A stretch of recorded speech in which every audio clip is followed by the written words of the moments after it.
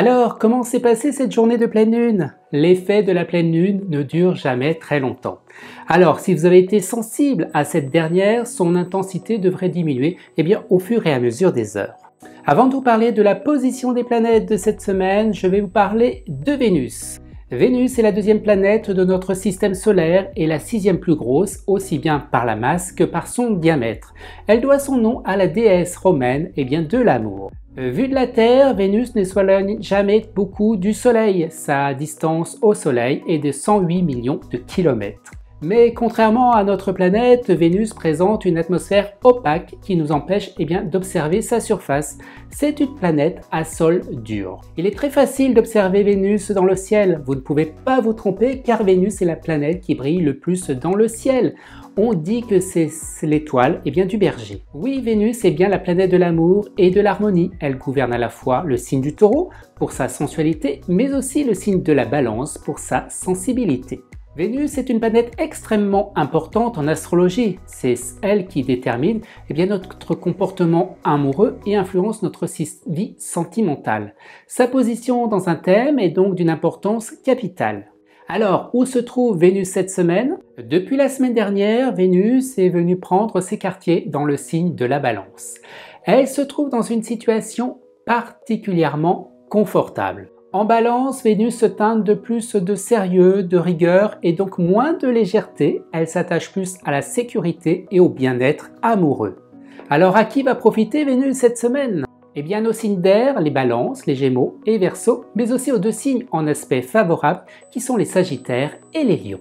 Cette semaine, tout va se jouer dans le signe de la Vierge, qui d'ailleurs sera le chouchou des astres. En effet, le Soleil s'installe en Vierge et rejoint au passage Mercure et Mars. Pendant un mois, le Soleil est dans le signe de la Vierge. Au passage, on n'oublie pas de souhaiter un joyeux anniversaire à nos natifs de la Vierge. Le Soleil en Vierge apporte plus de discipline, plus de rigueur. Il va apporter une marque d'intérêt à notre quotidien, le souci du détail et l'efficacité. On dispose d'un esprit beaucoup plus analytique et pragmatique et pratique. Alors, à qui va profiter ce Soleil?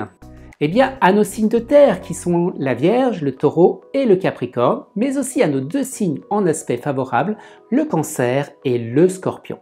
Ensuite, nous allons bien sûr parler de Mercure. Mercure qui est la planète de la communication, qui aussi va se trouver dans le signe de la Vierge.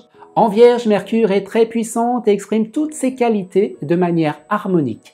L'intelligence est mise en avant dans les échanges. Le mental est donc très important et très sollicité. Il se trouve analytique et pragmatique. Alors à qui profitera Mercure cette semaine? Toujours les mêmes, nos signes de terre qui sont la Vierge, le Taureau, le Capricorne, mais aussi à nos deux signes en aspect favorable, le Cancer et le Scorpion. Ensuite, voyons la position de Mars, la planète qui va nous apporter l'énergie dont nous avons besoin. Mars est toujours en place dans le signe de la Vierge. Mars est comme un stimulant, mais aussi peut entraîner un peu de fatigue car Mars est très puissante lorsqu'il est dans le signe de la Vierge. Alors Mars cette semaine va profiter à nos signes de terre qui sont toujours les mêmes, la Vierge, le Taureau et le Capricorne, mais aussi toujours les mêmes à nos deux signes en aspect favorable, le Cancer et le Scorpion. Voilà, on a fait un petit tour des différentes planètes les plus importantes. Alors, avant de vous quitter, voici mon top 3 des signes de cette semaine. La troisième position elle va être pour le signe du Scorpion, la deuxième position pour le signe de la Balance, pour l'amour, et la première position pour la Vierge qui est très sollicitée en ce moment. Si vous souhaitez en savoir plus sur votre tendance astrologique de cette semaine, selon votre signe, vous pouvez vous retrouver vos prévisions astrologiques directement sur mon site internet ou sur mon Instagram.